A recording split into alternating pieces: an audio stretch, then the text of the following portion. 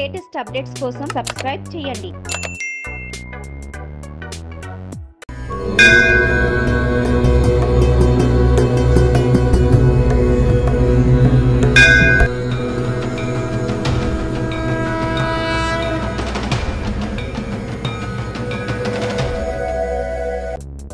మరిన్ని latest updates కోసం subscribe చేయండి.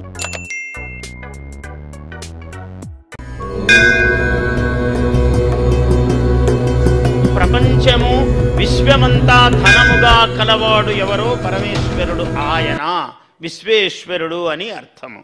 ఇంకొక అర్థం ఏమున్నది అంటే విశ్వేషాం జనానాం వసుః అంటే ప్రజలందరికీ ధనము, ప్రజలందరికీ ధనము సంప్రాప్తించేటువంటి ఒక అద్భుతమైనటువంటి ఘట్టము ఈ విశ్వావసునామ సంవత్సరం. ఇటువంటి విశ్వవసు కావాలి. విశ్వావసు ఎందుకయిందయ్యా దీర్ఘము అంటే మన జ్ఞానులు ఎంత గొప్పవాళ్ళు అంటే మన భాషలో ప్రతి పదము కూడా ఇది ఇలాగే ఉండాలి, అలాగే ఎందుకు ఉండాలి అంటే నీకు మానవుడికి ఆనందము ఐశ్వర్యము కలగాలి కాబట్టి. విశ్వస్య వసురాటోహో అని పాణిని మహర్షి సూత్రం చెప్పాడు. అంటే వసు రాట్ అనే శబ్దములు పరమైనప్పుడు విశ్వ అనే శబ్దమునకు విశ్వా అని దీర్ఘం వస్తుందయ్యా అన్నాడు మహర్షి. అందువల్ల విశ్వావసు అయిందది. విశ్వవసు కావలసిన పదం అంటే ఐశ్వర్యము యొక్క దీర్ఘిమ, ఐశ్వర్యము చాలా పొడవుగా అయ్యేటువంటి సంవత్సరము. సరే, ఏమి చెయ్యాలయ్యా ఉగాది నాడు? తత్ర చైత్ర శుక్ల ప్రతిపద ఆది రమాంత ఏవ మాసః ప్రాయేణ దాక్షిణాత్యైః ఆద్రియతే అన్నాడు. ఇవన్నీ హేమాద్రి వంటి మహాగ్రంథములలో ఇవన్నీ మనకు వేదములో ఏవి చెప్పారో చెప్పబడిందో అదే శాస్త్రములలో, దర్శనములలో, ఇతిహాసములలో, పురాణములలో, సర్వవాంగ్మయములో, ధర్మశాస్త్రములలో ప్రపంచింపబడింది. అందువల్ల ఏం చెబుతున్నాడు అంటే తత్ర శుక్ల ప్రతిపదాది రమాంత ఏవ మాసః. రమా అంటే ఐశ్వర్యయుక్తమైన మాసములు అని పేరు పెట్టారు. వసంతవల్లోకహితంచరంతః మహాపురుషులు వసంతము ఋతువు వలె లోకానికి ఎప్పుడూ హితం చేస్తూ ఉంటారు, మేలు చేస్తూ ఉంటారు అన్నారు. అటువంటి వసంత ఋతువు ఈ ఋతువులో చైత్ర వైశాఖ మాసములు రెండూ ఉన్నాయి. చైత్రము ఏమిటంటే మధుశ్చ మాధవశ్చ వాసంతికావృతు అన్నారు వేదములో. మధు అంటే చైత్రము, మాధవ మాసము అంటే వైశాఖము. ఈ రెండు మాసములు వసంత ఋతువు. ఈ మాసములో ఈ మొట్టమొదటి రోజు ఎందుకయ్యా ఏమిటి విశేషం అంటే చైత్రే మాసి జగద్ బ్రహ్మ ససర్జ ప్రథమే అహని అన్నాడు. చైత్రమాసములో చైత్ర శుద్ధ ప్రథమ పాడ్యమి అంటాము తెలుగులో. ఈ ప్రథమ నాడు బ్రహ్మదేవుడు ఒకనాడు మొట్టమొదట ఈనాడే శ్రీకారము చుట్టాడట సృష్టికి. అందువల్ల ఈ ప్రథమ అంత గొప్పది. అంటే ఏ పని ప్రారంభించినా మహాద్భుతముగా ముందుకు విజయవంతముగా సాగుతుంది అని ఈ బ్రహ్మదేవుడు చతుర్ముఖుడైన బ్రహ్మ సృష్టికి శ్రీకారము చుట్టిన రోజు కాబట్టి ఈ రోజుకు ఇంత ప్రాధాన్యము. లేవగానే ఏం చెయ్యాలయ్యా ఇవాళ అని అంటే ఒక అద్భుతమైన అభ్యంగన స్నానం, ప్రతిగృహ ధ్వజారోపణం. చూసారా వేదికంతా మంగళ తోరణములతో ఎంత బాగా అలంకరించారో. ఇక్కడ ముఖ్యమంత్రి గారి మనస్సును బట్టి ఏర్పాట్లన్నీ కూడా ఒక పల్లెటూరు యొక్క వాతావరణము అంటే మన పల్లె సీమలే, గ్రామములే మన భారతదేశానికి, మన ఆంధ్రదేశానికి మూల కారణములైనవి గ్రామసీమలే. అందువల్ల ఒక చక్కని పల్లెటూరుని అలంకారం చేశారు ఇక్కడ. ఆ పల్లెటూరులో ఓ రచ్చబండ దగ్గర కూర్చుని అందరూ పంచాంగ శ్రవణము వినటం అన్నది ఒక అనూచానమైన గొప్ప ఆచారము. ఈ ఆచారాన్ని ఇవాళ మన క్షేత్రయ్య కళాక్షేత్రములో, తుమ్మలపల్లి వారి కళాక్షేత్రంలో అంతా తీసుకొచ్చారు. ఇవాళ ఇక్కడ మనమంతా కూడా ఒక పెద్ద గ్రామములో కూర్చుని అమరావతి పక్కన ఒక మంచి కృష్ణానదీ తీరములో కూర్చుని మనం ఇవంతా వింటూ ఉన్నాం ఇవాళ. ప్రతిగృహ ధ్వజారోహణం, ప్రతి ఇంటికి మంగళతోరణములు కట్టాలి అన్నారు.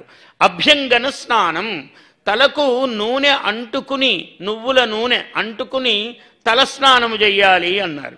నూతన వస్త్రధారణం, నూతన వస్త్రములను ధరించాలి అన్నారు. ఇదంతా ధర్మములో భాగమే. తర్వాత పంచాంగ కీర్తనం, కాలపురుషుని యొక్క స్వరూపం తెలియాలి. కాలమే కదా మనల్ని నడిపేది. అటువంటి కాలస్వరూపుని యొక్క అనుగ్రహము వినటము. అదే సమయములో నింబపత్ర అశనం అన్నారు. ఈ 6 రుచులు, కొత్త మామిడి, అట్లాగే ఇవాళ కొత్త మామిడి అంటే పులుపు, దానిలో వగరు కూడా ఉన్నది. అట్లాగే కొంచెము కొత్త కారము, అలాగే ఉప్పు కారము, కొత్త పూత, వేప పూత, చేదు. అంటే జీవితంలో ఇన్ని ఉంటాయి నాయన, దేనికే వెరవవద్దు, అన్నీ సహించురా, సహనమే గొప్పది, కష్టం వచ్చినప్పుడు అబ్బా అని కుంగిపోవద్దు, మంచి జరిగితే ఆహా అని పొంగిపోవద్దు, రెండిటికీ సమతౌల్యమును పాటించు నాయన అని ఇది సూత్రము చెబుతూ ఉన్నది. కాబట్టి ఉప్పు కారము చేదు పులుపు వగరు ఇన్ని కలిసినటువంటి 6 రుచుల సమ్మేళనముతో భగవత్ ప్రార్థనతో మనము తింటే తిండి భగవంతునికి నివేదనము చేసి మనము స్వీకరిస్తే అది ప్రసాదము. అటువంటి ప్రసాద స్వీకరణముతో ఈరోజు కాలం గడపాలయ్యా. ఏవం మాతృ పితృవందనం దేవ గురు సేవ అని అన్నాడు. అంటే తల్లిదండ్రులకు నమస్కరించి, అట్లనే అందుకే అద్భుతంగా తల్లికి వందనం అని పెట్టారు. ప్రభుత్వం ఎప్పుడు కూడా ప్రజలకు ఏది మేలు కావాలో, ఏ విధంగా మేలు జరుగుతుందో, ఉత్తమ సంస్కారాలు ప్రజల మనస్సులో ఎలా నాటాలో అది ప్రభుత్వం యొక్క కర్తవ్యము. అది మన ప్రభుత్వం చేస్తున్న పని. కాబట్టి మాతాపితృ దేవ గురు జన సంసేవనం ఏవం వత్సరారంభ క్రియా సర్వ సంపత్ ప్రదాయిని భవతి అన్నాడు. ఇలా ఈ వత్సరారంభ క్రియ సర్వ సంపత్ ప్రదాయిని అవుతూ ఉన్నది అని మనం ఇవాళ ఈ పంచాంగ శ్రవణమును ప్రారంభిస్తూ ఉన్నాం. ఈ ఎంత గొప్పదయ్యా విశ్వావసునామ సంవత్సరం. నేను కవిని కాబట్టి నాకు అవధానిని ఇది కూడా అలవాటే మధ్యలో. అంటే సర్వరంజకముగా మనోనురంజకముగా కేవలము శాస్త్రము శుష్కముగా చెబితే అంత ఇంపుగా ఉండదు. దానిని అందంగా చెప్పటమే మా వంటి వాళ్ళ పని. అందువల్ల ముఖ్యమంత్రి గారు ఒక పని అప్పచెప్పారంటే ఆ పనిని ఆయనెంత బాగా చేస్తాడు, ఆయన ఎంత కష్టపడతాడు ఒక పని కోసము. ఆయన మనస్సు సర్వస్వము ప్రజలు ప్రజలు ప్రజలు. మనం అదృష్టవంతులమండి. ఆంధ్రప్రదేశ్ ప్రజలందరము చాలా అదృష్టవంతులము. ఇటువంటి ముఖ్యమంత్రి ఎవరికి దొరుకుతాడండి? మనకు దొరికాడు. మన అదృష్టం. నిరంతరము ప్రజలు, రాత్రి పగలు 30 ఏళ్లుగా వారిని నేను చూస్తున్నాను. ఏనాడు వారు నిద్రపోరు, ఒకరిని నిద్రపోనియ్యరు. ఇది ఆయనకున్నటువంటి ఒక సూక్తి, అందరికీ అలవాటైన సూక్తి. ఎందుకు నిద్రపోడు? ఎప్పుడూ పని. భువనేశ్వరమ్మ గారు కూడా చెప్పారు, మాకింట్లో చాలా తక్కువ సమయం ఇస్తారని.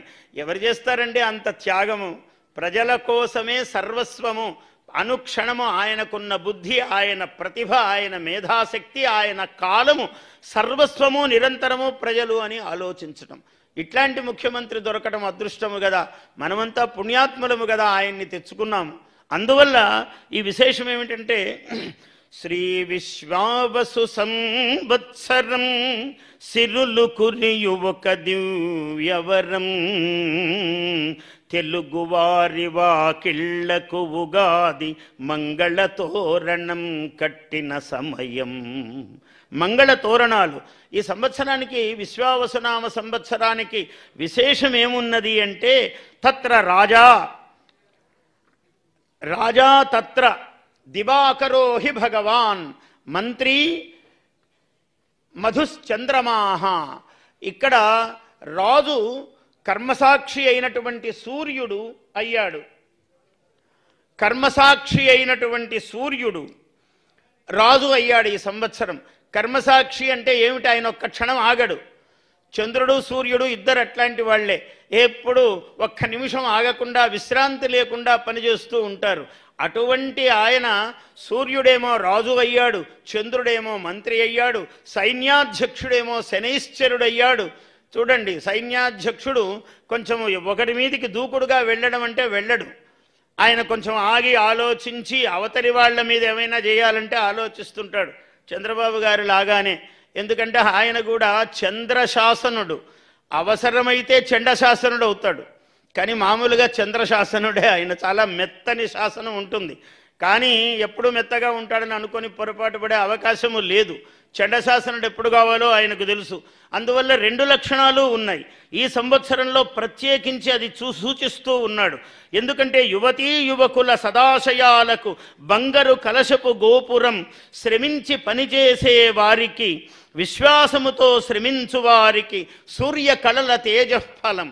ఎవరైతే విశ్వాసంతో పనిచేస్తారో, శ్రమతో నిరంతరము శ్రమిస్తారో అటువంటి వాళ్లకు ఉత్తమమైన ఫలాన్ని ప్రసాదిస్తాడు ఈ సంవత్సరం సూర్యుడు. ఎందుకంటే ఆయన కర్మసాక్షి కాబట్టి. అంటే నువ్వు చేసిన పనికి అనుకూలముగానే ఫలం ఇస్తాడు. ఊరికే నువ్వు ఇంత పని చేసి ఇంత ఫలం కావాలంటే ఇవ్వడు ఆయన. నువ్వు ఇంత పని చేసావనుకో అంతా ఫలం ఇస్తాడు. అటువంటి యోగప్రదుడైనటువంటి సూర్యుడు ఈ వర్ష లగ్న జగల్ లగ్నాలను మనం ఈ సంవత్సరం సమీక్షించినట్లయితే రాష్ట్రములో చాలా సమృద్ధిగా వర్షాలు, పాడి పంటలు చాలా చక్కగా ఉంటాయి. ఎందుకంటే సూర్య చంద్రుల యొక్క కలయిక, రాజు మంత్రి మొత్తము నవనాయకులలో 4 శుభులు, 5 మంది కొంచెం అటు ఇటు ఉన్నారు. అంటే బాగా కష్టపడమని సూచన చేస్తున్నారు గ్రహాలన్నీ కూడా. ఏమిటంటే కష్టపడకుండా తేలిగ్గా ఫలాలు రావు నాయన, మీ ముఖ్యమంత్రి ఎట్లున్నారో చూసుకొని ఆ రకంగా చేయండి, మేమెట్లున్నామో సూర్యచంద్రులం అలాగా పనిచేయండి అని సూచన చేస్తూ ఉన్నాయి గ్రహమండలి. అందువల్ల ఇటువంటి ఒక అనుగ్రహాన్ని మనకు ఇస్తూ ఉన్నారు. ఈ విధమైనటువంటి కదలిక ఈ విశ్వావసునామ సంవత్సరములో ఉన్నది. ఈ విశ్వావసునామ సంవత్సరములో పాడి పంటలు, ఎర్రని నేలలు, సూర్యుడు ఎర్రనివాడు కాబట్టి ఎర్రని నేలలు బాగా పండుతాయి. పచ్చని పంటలకు చాలా విలువ. ఎందుకంటే బుధుడు సస్య అధిపతి అయ్యాడు. బుధునికి ఆకుపచ్చ రంగు, అంటే పంటలు బాగా పండుతాయి అని చెప్పవచ్చు. అయితే అప్పుడప్పుడు ధరల విషయములో కొన్ని గ్రహాలు, ఈ షష్ఠగ్రహ కూటమి అని అందరు అంటున్నారు, అలా అనరాదు, షట్ గ్రహ కూటమి అనాలి. షష్ఠ అంటే ఒకరిద్దరు సంస్కృతం చదువుకోకపోవటం వలన పండితులు వాళ్ళు షష్ఠ అంటే 6వ అని అర్థము. 6వ గ్రహము కాదు, 6 గ్రహాలు ఒక చోట చేరినది షట్ గ్రహ కూటమి. ఇది మీనములో ఏర్పడింది ఈ సంవత్సరం. మీనములో షట్ గ్రహ కూటమి ఏర్పడటం వల్ల ఒక సౌభాగ్యం కూడా ఏమున్నదంటే 6 గ్రహాలు కలవటం అన్నది కొంచెం ఇబ్బందికరమైన అరిష్ట సూచకం అని అందరూ అంటున్నారు. నేనేం భావిస్తానంటే 6 గ్రహాలలో 4 గ్రహాలు చాలా బలహీనంగా ఉన్నాయి. అందువల్ల చిన్న చిన్న ఇబ్బందులు ఉంటాయి తప్ప అవి పెద్ద ప్రమాదకరములైనటువంటివి ఏవి ఉండవు అని నేను భావిస్తూ ఉన్నాను. శాస్త్రం ఉంటుంది, దాన్ని సమన్వయము చేసుకోవటములోనే మానవుని యొక్క జ్ఞానము, శాస్త్రజ్ఞుని యొక్క విజ్ఞానం ఉన్నది. అందువల్ల ఈ షట్ గ్రహ కూటమి అన్నది నిన్న రాత్రి ఏర్పడినది, మనకు అమావాస్య నాడు మీనములో ఏర్పడినది. అయినా దీనివల్ల ప్రమాదము ఏదో చిన్న చిన్న ఇబ్బందులు, ఏ ఇబ్బంది లేకుండా ఏం వడ్డించిన విస్తరా అండి మానవుడి జీవితం. అంత సోమరిపోతులమా మనం హాయిగా కష్టపడి జీవితాన్ని గొప్పగా సాధిస్తే గొప్పగాని ఊరికే కూర్చొని అన్నం తింటే సోమరి అయి పొట్ట పెరిగి వాడికి ఏం ఆరోగ్యం ఉంది?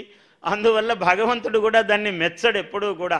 అందుకని ఈ షడ్గ్రహ కూటములు ఇట్లాంటివి పెడుతూ ఉంటాడు అప్పుడప్పుడు పరమేశ్వరుడు. వాటిని స్వీకరించవలసిందే. ఈ సంవత్సరం విశేషం ఏమంటే ఏర్పడినటువంటి సింహలగ్నానికి, కన్యాలగ్నానికి వర్షలగ్నము జగల్లగ్నము చూసినప్పుడు గురువు చాలా గొప్పగా ఉన్నాడు. అంటే విద్యాభివృద్ధి, రాష్ట్రంలో విశేషమైనటువంటి విద్యాభివృద్ధి జరుగుతుంది. ధార్మికమైనటువంటి కార్యక్రమాలు చాలా విశేషంగా జరుగుతాయి. మన దేవాదాయ శాఖ మంత్రి గారు ఇక్కడే ఉన్నారు, ఆనం వారు, చాలా అనుభవజ్ఞుడైనటువంటి మంత్రివర్యుడు ఆయన. అందుకనే ఈ ముఖ్యమైన శాఖ ముఖ్యమంత్రి గారు వారికి అప్పచెప్పారు. ఎందుకంటే ఇది చాలా విశేషం, ఈ శాఖ చాలా అవసరమైనది. భగవంతుడి యందు భక్తి ఉన్న మానవుడే గొప్పవాడు అవుతాడండి ఎప్పుడూ కూడా. అందువల్ల అటువంటి భక్తికి సంబంధించినది మన దేవాలయాలు, మన ధనాగారాలు. దేవాలయం మన సంస్కృతికి భాషకు నిలయాలు. గురువు అలా ఉండటం వల్ల భాగ్యస్థానములోనూ దశమస్థానము అవుతాయి ఈ సింహ కన్యా లగ్నములకు. అందువల్ల భాగ్యము అంటే అదృష్టము, దశమం అంటే వృత్తి రాజ్యస్థానం. ఈ రెండింటిలో గురువు ఉన్న కారణంగా ఆధ్యాత్మికమైన చింతన, దేవాలయాలు పునః శోభను పొందటము, అలాగే విద్య, గురువు విద్యకు సంబంధించిన వాడు కాబట్టి విద్యా విషయాల్లో ప్రత్యేకమైన అందుకనే ఇవాళ మనం చూస్తున్నాము కొన్ని అవి మొదలే ప్రారంభమయ్యాయి అనిపిస్తున్నది నాకు. ఎందుకంటే పిల్లలకు బరువులు లేని రోజు ఒకటి పెట్టారు. అంటే ఆయన గ్రహం వచ్చే ముందే కొంచెం ఆలోచనలు ఇచ్చి లోకేష్ గారు ముందుగానే దాన్ని ఏమన్నారు ఇంగ్లీష్లో ఫ్రీ బ్యాగ్ డే అన్నారు. నేనేమో తెలుగులో చెప్తున్నాను బరువు మోయని రోజు. పిల్లవాడికి రోజూ బరువులే, చదువు బరువు కావాలి కానీ పుస్తకాల బరువు కాకూడదు. ఇటువంటి ఇంకా అనేక విద్యా ప్రణాళికలు విశ్వవిద్యాలయాలు చాలా గొప్పగా ఏర్పడతాయి. చాలా విద్య రాణిస్తుంది. కళలు విద్య ఇంతదాకా మన మురళీకృష్ణ చెబుతూనే ఉన్నాడు. ఈ ఉగాది కొత్త ఉగాది అద్భుతంగా కళలు ఇంతవరకు ఎప్పుడూ చూడలేదు. మళ్ళీ ఇంతమందికి సత్కారము, విద్వాంసులకు కళాకారులకు వాళ్ళందరికీ గొప్ప సత్కారాలు అని చెప్తూ ఉన్నాడు. నిజమే కదా. ఇది ఈ ఉగాది యొక్క విశేషములో ఇవన్నీ జరుగుతూ ఉన్నాయి. విద్యారంగము, భవన నిర్మాణ రంగము కూడా చాలా బాగుంటుంది ఈ సంవత్సరం. భవన నిర్మాణ రంగము కూడా అలాగే పాడి పంటలు బాగున్నాయి, భవన నిర్మాణ రంగము బాగున్నది, విద్యారంగము బాగున్నది, ఆధ్యాత్మిక రంగము బాగున్నది, పరిశోధన రంగము కూడా చాలా బాగుంటుంది ఈ సంవత్సరం. గురువు ఉచ్చస్థానములో ఉన్న కారణముగా పరిశోధన రంగము కూడా చాలా గొప్పగా ఉంటుంది. ఇన్ని రంగాలు అద్భుతంగా ఉన్నాయి కాబట్టి ఈ సంవత్సరం చాలా బాగుంటుంది. అయితే ఒక కింద గీత, దాన్ని ఏమంటారు, కింద గీత గీసుకోవటం అంటారంటే అండర్ లైన్ ఇంగ్లీష్లో, దాన్ని మాత్రం విస్మరించరాదు. మన కష్టం అన్నది సర్వప్రధానమైనది. మన శ్రమను బట్టే ఫలాలు అన్ని రంగాలలో ఉంటాయి. కాబట్టి ప్రతి వ్యక్తి కూడా అలా ఆ శ్రమతో కూడుకున్నటువంటి జీవనాన్ని గడపడము ద్వారా వీటన్నిటికీ ఐశ్వర్యము లభిస్తుందయ్యా అన్నారు. ఇక్కడ ఇంకొక ప్రధానమైన మాట చెప్పాలి. ఒక్కొక్క వ్యక్తి చేతికి ఒక్కొక్క అదృష్టం ఉంటుంది. ఒక మనిషి పుట్టుకే పరమేశ్వరుని యొక్క నిర్ణయం ఉంటుంది. ఆ మనిషి పుట్టినప్పుడే ఆ రాశి కుండలిలో గ్రహాలు ఏవి ఎక్కడ ఉండాలో అలా ఉంటాయి. ఆ విధంగా చంద్రబాబు నాయుడు గారు అనే ఒక వ్యక్తి ఒక గొప్ప యోగజాతకుడు. ఆయన చేతికి ఉన్న గొప్పతనం ఏమిటయ్యా అంటే అద్భుతమైన నగర నిర్మాణాలు. ఇల్లు కట్టడమే కష్టమైన పని. ఒక ఇల్లు కట్టమంటే చాలా కష్టం. నగరములను నిర్మాణము చేసేటువంటి ఒక మహా అనుగ్రహము ఆ చేతికి ఉన్నది. అందువల్లనే అందరూ చప్పట్లు. మన చేతులకు కూడా పని ఉండాలి. మన చేతులు ఖాళీ ఉండకూడదు. ఆయన చేయి గొప్పదే, కానీ మన చేతులు, మన పని మనం చెయ్యాలి.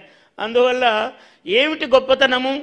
ఇరుకుదారులను ఇంద్రభవనముల ఎదుగుదలను దర్శించినవాడు.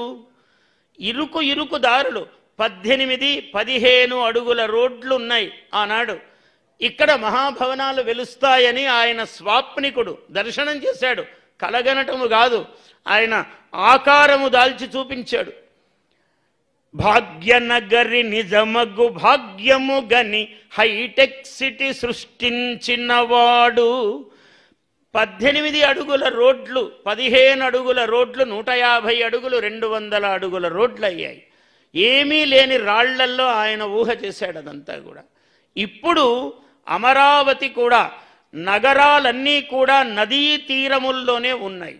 చాలామంది విమర్శించారు, ఇక్కడ పెట్టారు ఏమిటన్నారు. ఇక్కడే పెట్టాలి.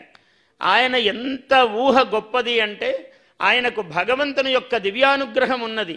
ఈ మహానగరాలన్నీ మీరు ఏవి చూడండి ప్రపంచంలో గొప్ప నగరాలు. ఢిల్లీ నగరం ఉన్నదంటే యమునా తీరములో ఉన్నది.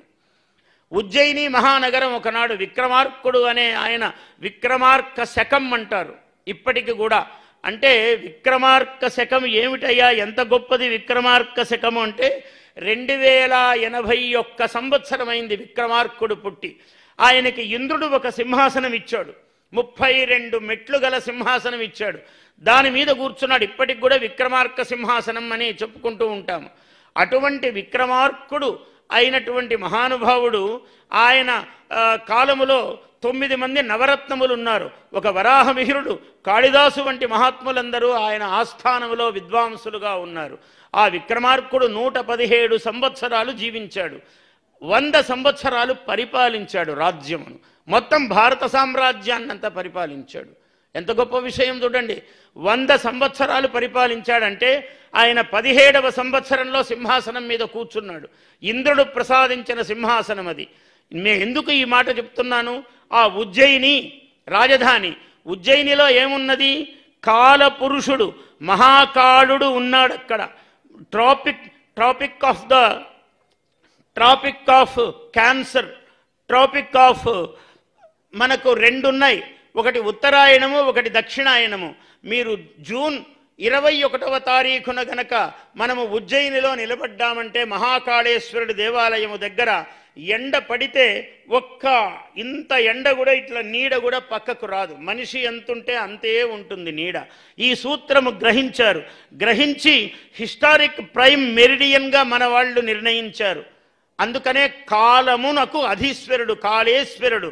అక్కడేమన్నా విశ్వనాథుడు వెలిసుండొచ్చు, ఇంకో స్వామి వెలిసుండొచ్చు, కాదు, కాళేశ్వరుడు వెలిసి ఉన్నాడు అక్కడ, మహాకాళేశ్వరుడు. అందుకనే అక్కడ మంగళనాథ దేవాలయము కూడా ఉంది. మంగళుడు అంటే కుజుడు, జహ భూమికి పుట్టినవాడు. ఈ కోటాను కోట్ల సంవత్సరాలు భూమి తిరగటం వల్ల ఒక శకలము వెళ్ళి కుజుడుగా స్థిరమైపోయింది ఈ అనంత ఆకాశ అంతరిక్షములో. అటువంటి కుజుడు. అందుకని రష్యా గొప్పది, ఇంకో దేశం గొప్పది, కానీ భారతదేశమే గొప్పది. ఎందుకంటే మన శ్రీహరికోట నుంచే పరీక్షలు, ఎందుకంటే క్లియర్ స్కై, శుద్ధమైన ఆకాశం ఉన్నది. ఇక్కడి నుంచి అయితే ఏ ప్రయోగాలు చేసినా చాలా సులభంగా వెళతాయని ప్రపంచానికంతా తెలుసు.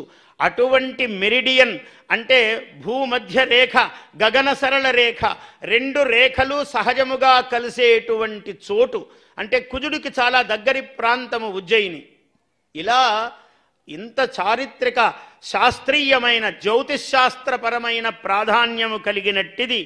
ఎందుకు చెప్తున్నానంటే అంత కాలము పరిపాలించినటువంటి మహాసామ్రాజ్యము ఉజ్జయిని అయితే మన అమరావతి అటువంటి ఇంద్రుడు సింహాసనమిచ్చినట్లుగా ఇంద్రుడు ఇక్కడ ఈశ్వరుణ్ణి ప్రతిష్టాపన చేశాడు. అందుకనే అమరేశ్వరుడు వెలిసినటువంటి చోటు మనకు అమరావతి. కృష్ణానదీ తీరము, అటువైపు అమరావతి, ఇటువైపు దుర్గాదేవి, రెండు వైపులా ఒకవైపు అమ్మవారు ఒకవైపు అయ్యవారు ఉండి ఈ నగరమును సంరక్షిస్తూ ఉన్నారు.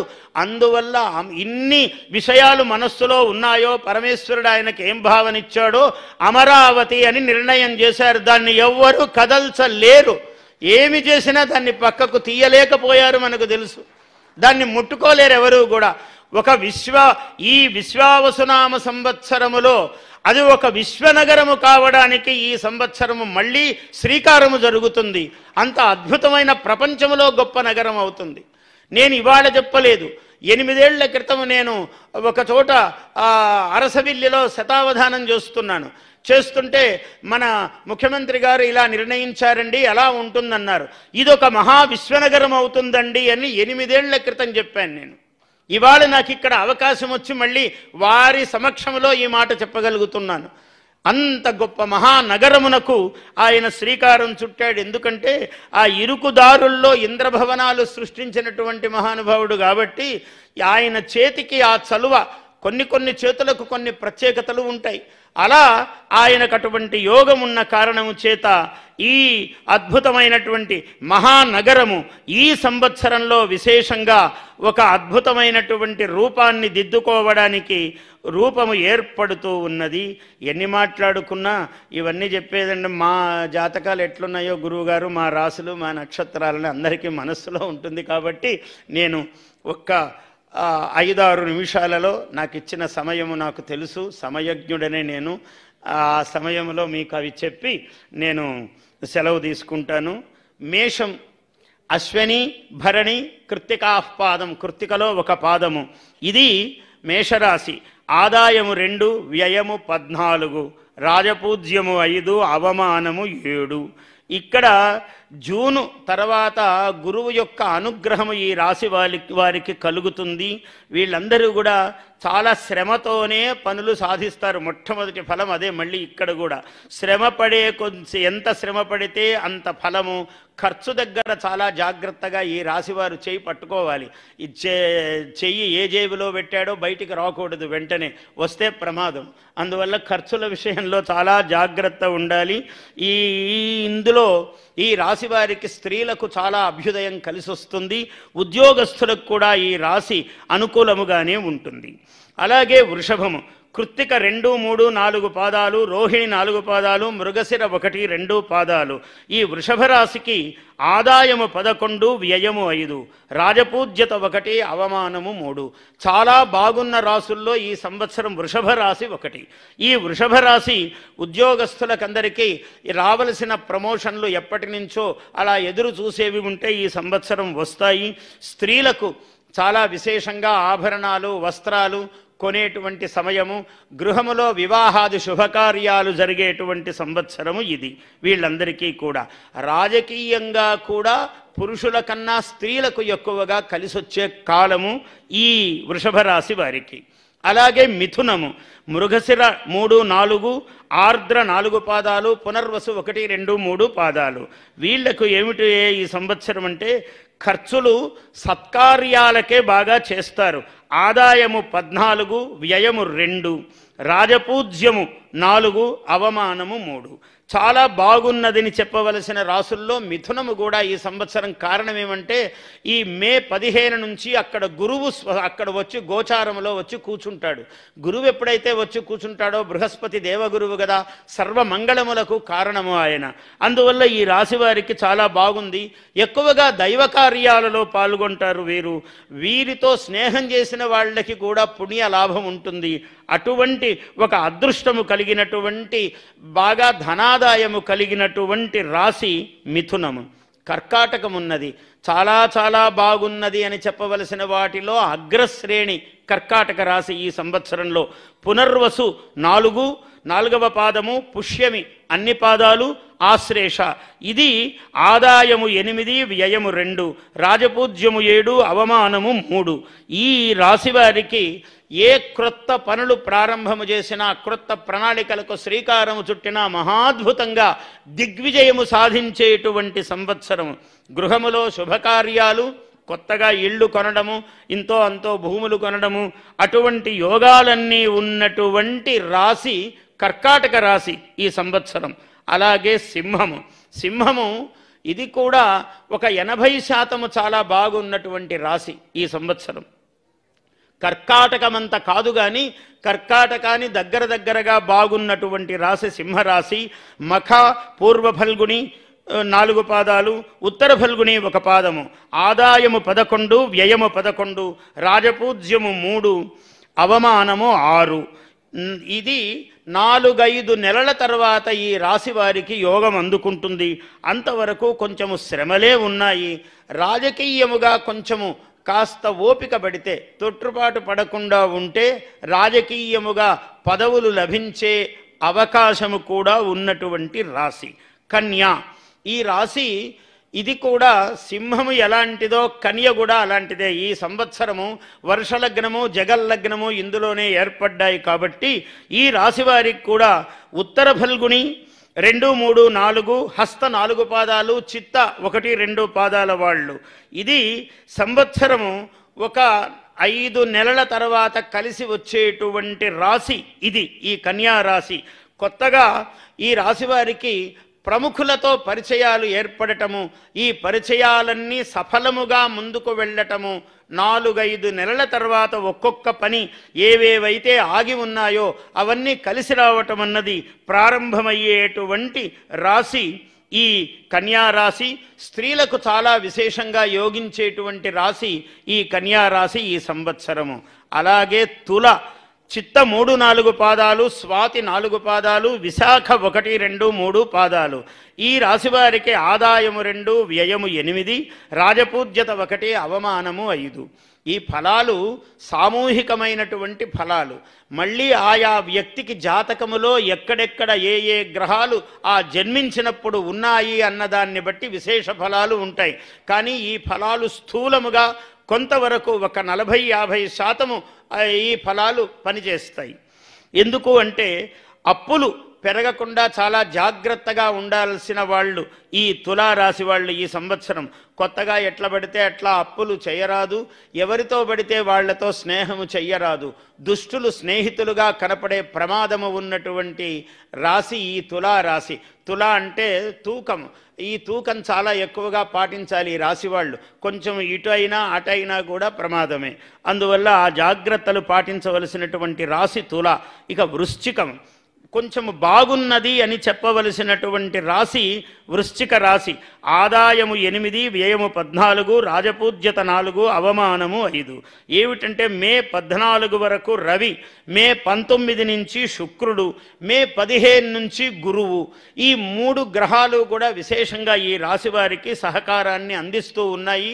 కొంత ఒక 4, 5, 6 నెలలు దాటిన తర్వాత ఇల్లు, భూమి, ఇంట్లో శుభకార్యములు ఇవన్నీ కలిసి వచ్చేటువంటి రాశి ఈ వృశ్చిక రాశి. ఇక ధనుస్సు ఉన్నది. మూల 4 పాదాలు, పూర్వాషాఢ 4 పాదములు, ఉత్తరాషాఢ 1 పాదము. ఇది ఈ రాశి కిందకు వస్తుంది. ఆదాయము 11, వ్యయము 5, రాజపూజ్యత 7, అవమానము 5. బాగున్న వాటిల్లో చెప్పవలసిన రాశి ధను రాశి కూడా ఉన్నది. ఎందుకంటే రాహుకేతువులు కూడా ఈ రాశికి ఒక మేలు చేసేటువంటి కోణములో రాహుకేతువులు కూడా ఉన్నారు. గురువు ఎట్లాగో మేలు చేస్తున్నాడు, శని మేలు చేస్తున్నాడు, చతుర్థంలో ఉన్నాడు. ఈ విధంగా ఈ రాశి కూడా యోగదాయకముగా ఉన్నది. ఇక మకరము అసలు రాశులలోకెల్లా ఉత్తమోత్తమ ఫలమిచ్చేటువంటి రాశి మకర రాశి ఈ సంవత్సరము. ఇది ఆదాయము 14, వ్యయము 14, ఉత్తరాషాఢ 2, 3, 4, శ్రవణము, ధనిష్ఠ 1, 2 పాదాలు.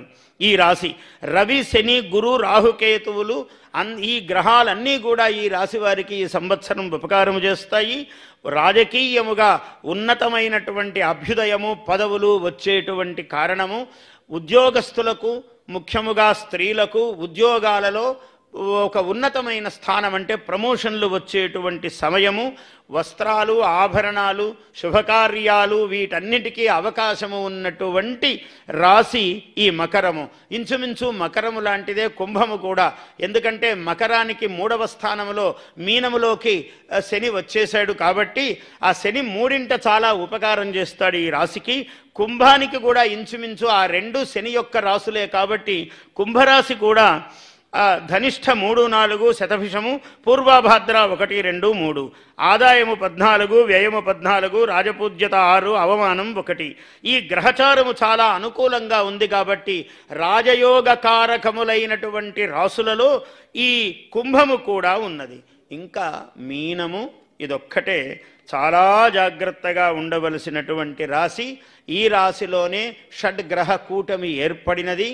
అందువల్ల అన్ని గ్రహాలు అక్కడే మొత్తం ఊళ్ళో ఉన్న దేశంలో ఉన్న బంధువులన్నీ అందరూ వచ్చి మన ఇంటి మీద పడితే మనకు ఎలా ఇబ్బందిగా ఉంటుందో వాళ్ళు ఒక 6 నెలలు కదలకుండా బంధువులు ఉన్నారనుకోండి, బంధువులే అందరు ఇష్టమైన వాళ్లే కానీ దాని ఇబ్బందులు దానికి ఉన్నాయి. అందువల్ల ఈ రాశివారు అత్యంత జాగరూకతతో అన్ని రాసుల వారు ప్రధానముగా ఈ రాశి అందరూ దైవానుగ్రహముతో స్వయం కృషితో అందరూ కూడా పైకి రావలసినటువంటి సందర్భము.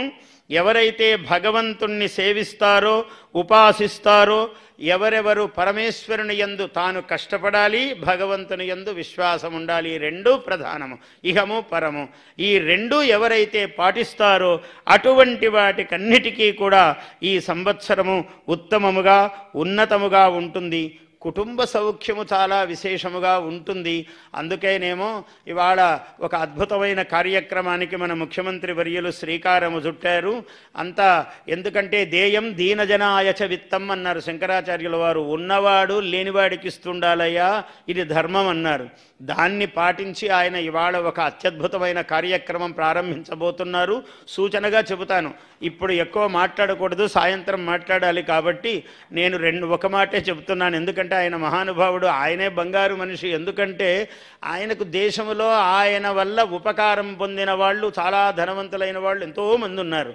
ఆ ధనవంతులను తన కోసం ఉపయోగించుకోకుండా రాష్ట్రములో ఎవరైతే ఆర్థికముగా వెనుకబడి ఉన్నారో ఒక 20 లక్షల మంది, మళ్ళీ ఒక 15 లక్షల మంది, ఇలాగ ఒక ప్రణాళిక పెట్టుకుని వారు చేస్తున్నారు. అందరి కుటుంబాలు బంగారు కుటుంబాలు పసిడి మయము కావాలి అనే ఒక ఉత్తమ సంకల్పముతో ధనవంతులందరికీ ఒక బాధ్యత. నీవు డబ్బు సంపాదిస్తే సమాజం నుంచే కదా, మళ్ళీ ఆ సమాజానికి నువ్వు ఎలా ఇస్తావు?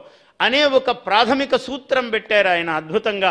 అటువంటి మార్గము ఇవాళ ఆయన కొన్ని నేను పెద్దవారికి ఏ నక్షత్రాలు ఏవి అనేది బహిరంగంగా ప్రకటించరాదు, అది సభకు దోషమవుతుంది. కాబట్టి ఇవాళ మామూలుగా చంద్రబాబు గారు ఏది మొదలు పెట్టినా ఈ సంవత్సరము దిగ్విజయముగా విజయముగా ఇలా ఉన్నతోన్నతముగా ఉంటాయి. వారి చెయ్యి అంత గొప్పది. ఈ సంవత్సరము ప్రజలందరూ బాగుపడతారు, విశ్వాసంతో ఉండాలి.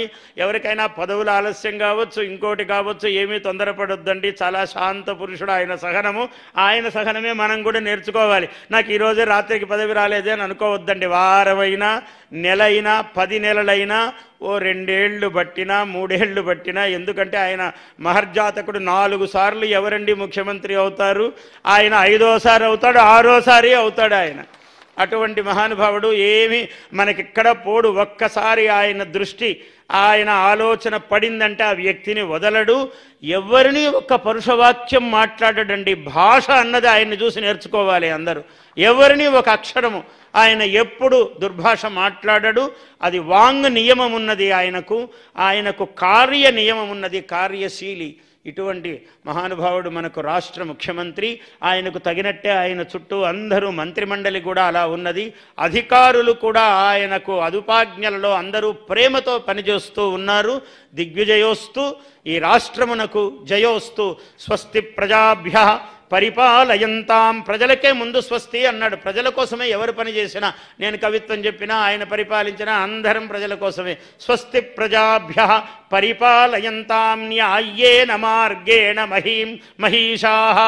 న్యాయ్యేన అని నొక్కారు. న్యాయేన అంటే చాలు, న్యాయముగా అని. న్యాయ్యేన అంటే న్యాయము నుంచి కొంచెము కూడా పక్కకు తప్పకుండా ప్రభువులు పరిపాలింతురుగాక. న్యాయ్యేన మార్గేణ మహీషాః గోబ్రాహ్మణేభ్యః శుభమస్తు నిత్యం. గోవులకు బ్రాహ్మణులు అంటే చదువుకున్నటువంటి వాళ్ళు, వాళ్ళకెప్పుడూ శుభమవుగాక. చదువు మళ్ళీ ఇంకో తరానికి వెళ్ళాలి కదా. గోబ్రాహ్మణేభ్యః శుభమస్తు నిత్యం. లోకాః సమస్తాః సుఖినో భవంతు. ధన్యవాదాలు. గౌరవ ముఖ్యమంత్రి గారు ఇప్పుడు అవధాని గారిని సత్కరిస్తారు. రాష్ట్ర ప్రభుత్వం పక్షాన శ్రీమాన్ పద్మశ్రీ బ్రహ్మశ్రీ డాక్టర్ మాడుగుల నాగఫణి శర్మ గారిని ప్రభుత్వం పక్షాన సత్కరించబోతున్నారు గౌరవ ముఖ్యమంత్రి వర్యులు.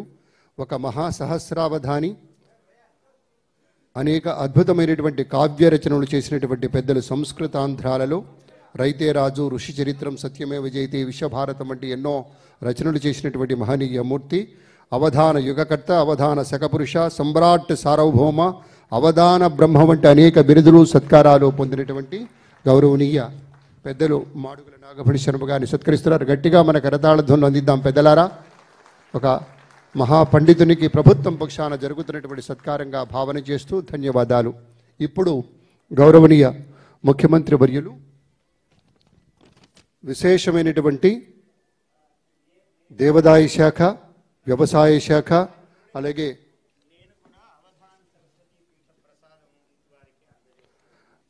డాక్టర్ మాడుగుల నాగఫణి శర్మ గారు అవధాన సరస్వతి పీఠం పక్షాన ముఖ్యమంత్రి గారికి శాలువతో సత్కరించి ప్రసాదాన్ని అందచేయబోతున్నారు. ఎందుకంటే అవధాన పీఠం అనేటువంటిది వచ్చింది అంటే హైదరాబాద్లో గౌరవనీయ ముఖ్యమంత్రి గారే సంకల్పం చేసి హైటెక్ సిటీకి అతి చేరువలో వారికి భూమినిచ్చి అవధాన సరస్వతి పీఠం నెలకొల్పేలాగా చేసినటువంటి దానికి కృతజ్ఞతాపూర్వకంగా వారు కూడా ముఖ్యమంత్రి గారి అనుమతితోటి వారిని సత్కరిస్తూ ఉన్నారు. గట్టిగా మనం కూడా మన అభినందన తెలియచేద్దాం. ఇప్పుడు పంచాంగాల యొక్క ఆవిష్కరణ జరుగుతుంది. మొట్టమొదట తిరుమల తిరుపతి దేవస్థానం వారి పంచాంగం, ఆ తర్వాత వ్యవసాయ శాఖ వారి పంచాంగం, ఆ తర్వాత ఉద్యాన శాఖ వారి పంచాంగము, ఆ పిమ్మట రాష్ట్ర ప్రభుత్వ సాంస్కృతిక వార్షిక ఉత్సవ ప్రణాళిక ఏదైతే ఉందో ఆ క్యాలెండర్ కూడా ఆవిష్కరిస్తారు.